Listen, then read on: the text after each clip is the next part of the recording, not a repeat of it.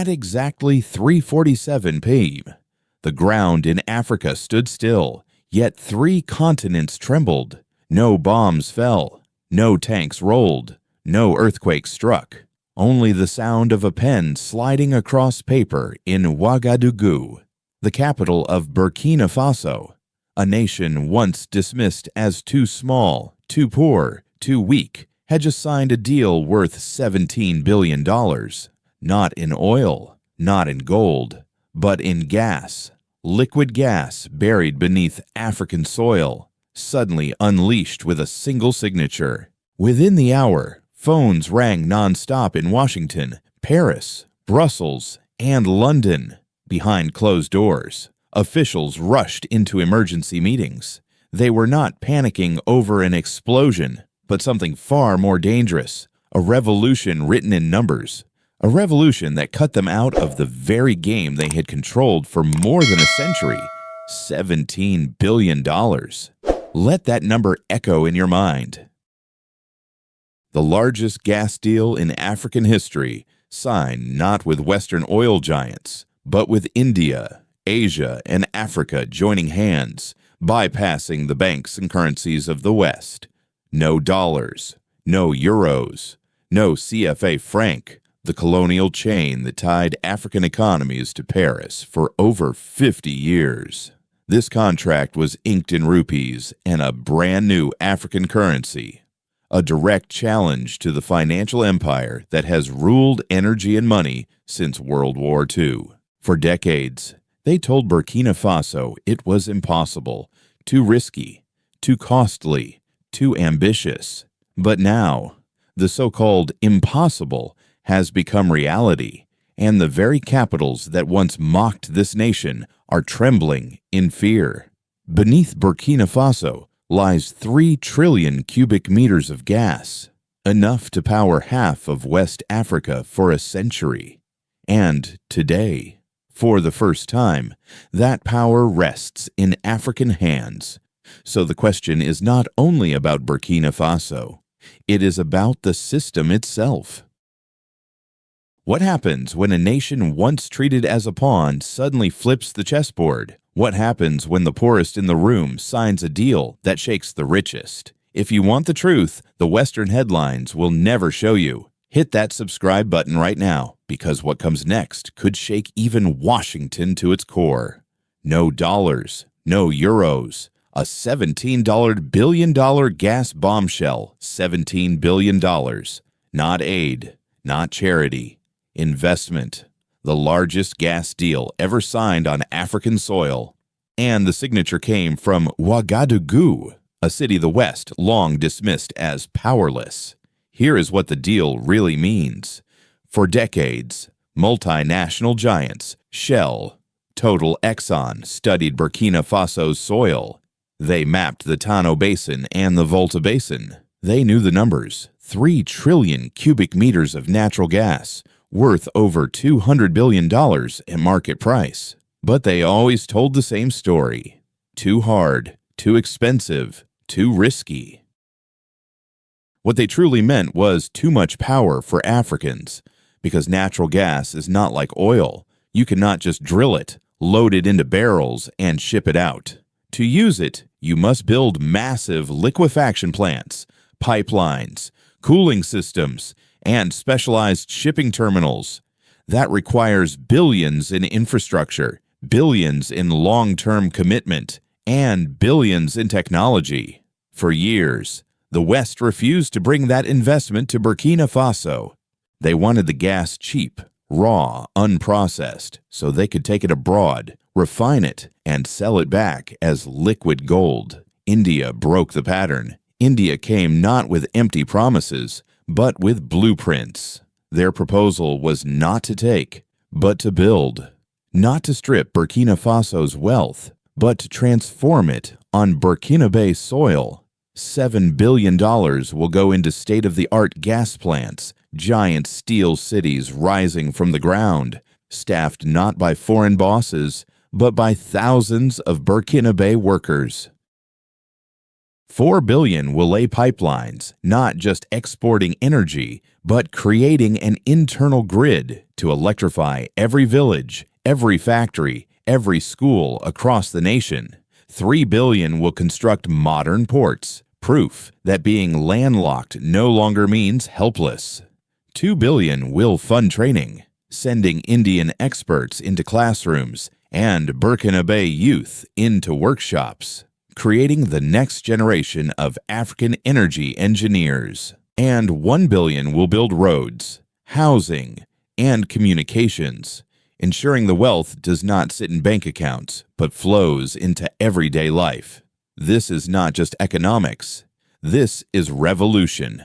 Walk through Bobo Dioulasso today, and you see women cooking over open fires that poison their lungs. In Koudougou, welders work with noisy generators that eat more fuel than they produce. In Kaya, children bend over candlelight to finish homework. With this deal, that reality begins to change. Gas stoves in homes, steady electricity in classrooms, hospitals that never lose power in the middle of surgery. Energy is not just power, it is freedom, it is dignity, it is life. And here is the detail that made Washington truly panic. This entire deal bypasses the Western banking system. No dollars, no euros, no CFA franc. The contract is written in rupees and a new West African currency designed to free the region from French financial control.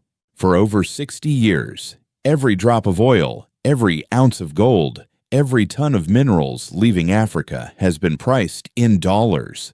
This forced African nations to hold dollars, borrow in dollars, and suffer when American policy shifted. But now, Africa is telling the world, we will trade in our currency, with our partners, on our terms.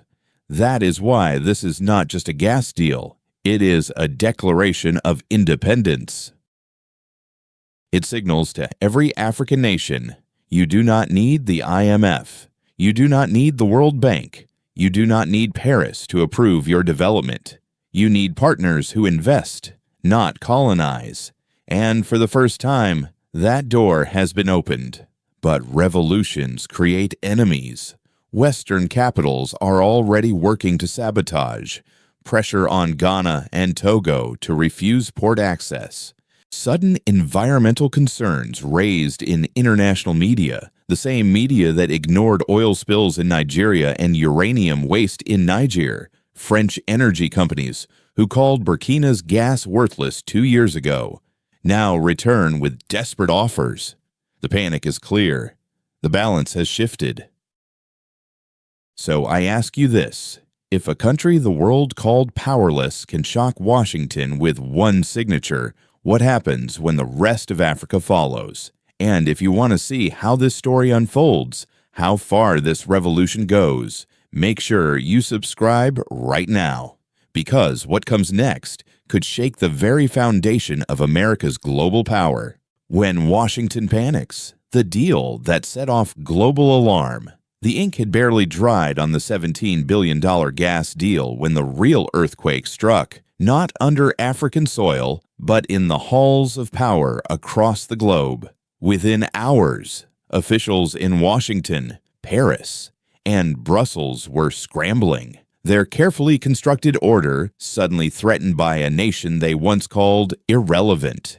Newsrooms that rarely uttered the words Burkina Faso suddenly lit up with breaking reports.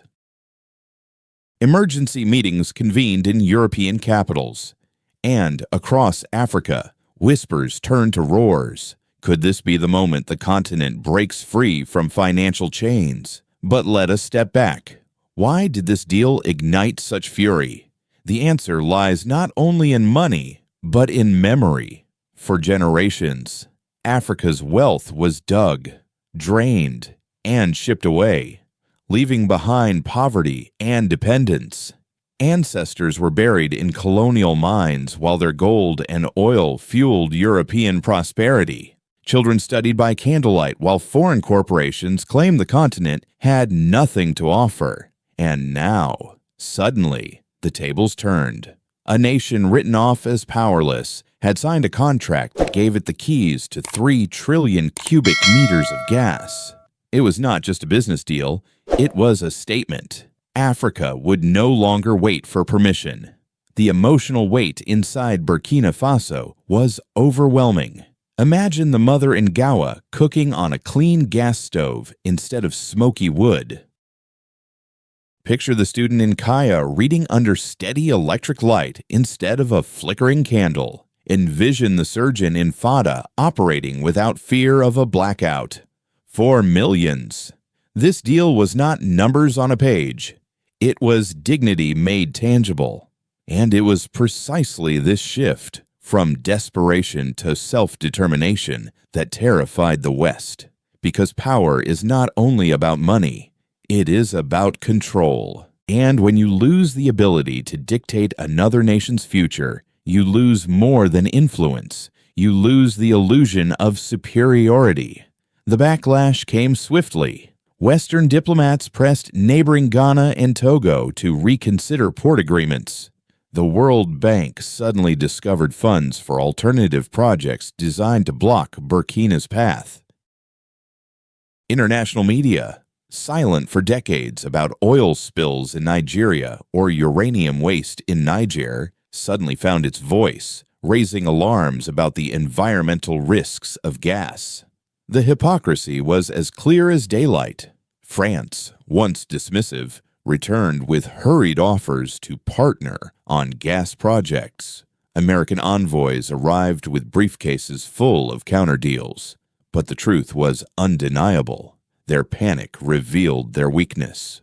For decades, they controlled Africa through scarcity, limiting access to capital, technology, and markets. They dictated the rules because Africans had nowhere else to turn. But India's rise changed the equation. China's Belt and Road opened new doors.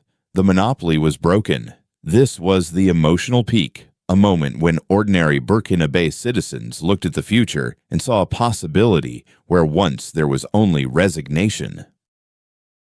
And it was also the point where the global order felt the tremor most acutely. Because if Burkina Faso could do it, why not Mali?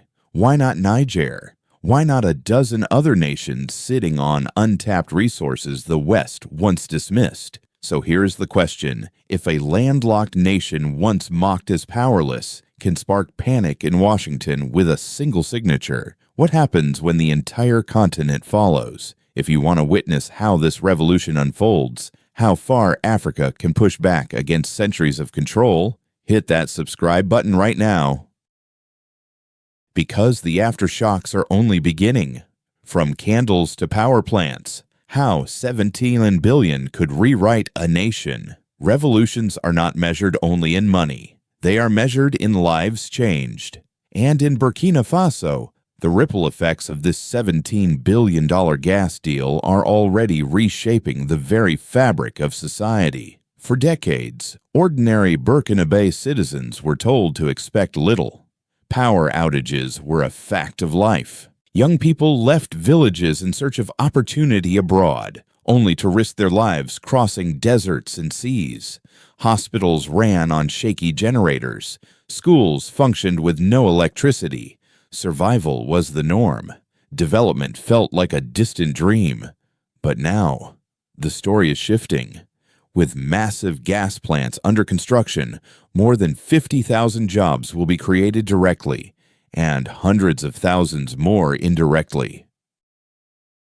Welders, engineers, drivers, cooks, suppliers, every layer of society will feel the pull of progress. For the first time in living memory, Burkina Faso's youth will not be forced to leave. Opportunity will rise from their own soil. In Bobo Dioulasso, families once cooking on smoky wood fires will soon use clean gas. In Koudougou, workshops will have steady electricity instead of noisy generators. In Ouagadougou, hospitals will run surgeries without fear of blackouts. And across the countryside, schools will finally light up classrooms where students have struggled for generations under candlelight. But this is more than infrastructure. It is dignity. It is the moment when a country once trapped by aid dependency begins to stand on its own legs. The political consequences are just as powerful. Burkina Faso, long dismissed on the global stage, suddenly finds itself leading a regional movement. Its decision to reject the dollar and the CFA franc has sent shockwaves through West Africa. Leaders in Mali, Niger, and Chad are watching closely. If Ouagadougou succeeds, they too may break free from the financial chains of Paris and Washington. This shift terrifies the old powers, because control of Africa has always rested not only on armies, but on money. The CFA franc tied African economies to French banks for decades. The dollar kept African trade dependent on American financial policy. But now, the message is clear. A new system is possible. Inside Burkina Faso, this deal also strengthens national unity. For years, divisions between rural and urban communities fueled instability. Now, with the promise of electricity reaching every village, the government can bridge that gap. Energy is not just about powering machines. It is about powering trust in the state itself. Citizens who once doubted their leaders may begin to believe in a shared future. Yet with opportunity comes responsibility. $17 billion is not only hope, it is temptation. Corruption lurks in every corner where large sums of money flow. Mismanagement could undo the dream. Rival politicians, fueled by foreign influence, may try to derail the project. And already, Western-backed media is searching for cracks to exploit. But if Burkina Faso can hold steady, this deal could ignite a broader African awakening. Imagine a corridor of gas plants stretching from Senegal to Somalia, connecting African nations not as colonies, but as equals in the global market. Imagine a new generation of African engineers, trained not to serve foreign companies, but to build for their own people. The civil and political consequences of this single deal are staggering. It is more than pipelines and contracts. It is the redefinition of a nation's destiny. So I ask you, if candles in classrooms can become electric light, if poverty can turn to power, what else can change when a nation takes control of its own future? Stay tuned and subscribe right now, because the answers could transform not only Burkina Faso, but the entire continent. Did America just lose Africa's energy war? In Washington, the deal landed like a thunderclap. For decades, American policymakers assumed Africa's resources would remain tied to the dollar. Oil, gold, uranium, cocoa, everything priced, sold, and controlled through U.S.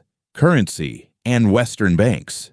That monopoly guaranteed not just profit, but power. Yet with one signature in Ouagadougou, the unthinkable happened. Africa found a way out. For American strategists, the panic is twofold. First, the energy shock. Natural gas is no longer a side story. It is the central pillar of the 21st century energy map. With Europe cutting ties to Russian gas, the West urgently needs alternatives. But instead of becoming Washington's fallback supplier, Burkina Faso has turned toward India. That means billions in energy trade flowing east, not west. Second, the financial earthquake. The decision to reject dollars and euros threatens the very foundation of U.S. global power, currency dominance. If African nations begin pricing gas in rupees or in their own currencies, the demand for dollars shrinks. And once that demand falters, America's ability to print money and project influence around the globe begins to crack. The gas beneath Burkina Faso may be buried in African soil, but its shockwaves are striking Wall Street. Across Europe, the reaction is equally intense. Brussels and Paris fear not only the loss of energy, but the collapse of influence. The CFA franc, long a symbol of French control, suddenly looks fragile. European companies that once dictated the terms of African trade now find themselves begging for a seat at the table. The empire of extraction is over, and the humiliation is public. Meanwhile, in Asia, the response is celebration.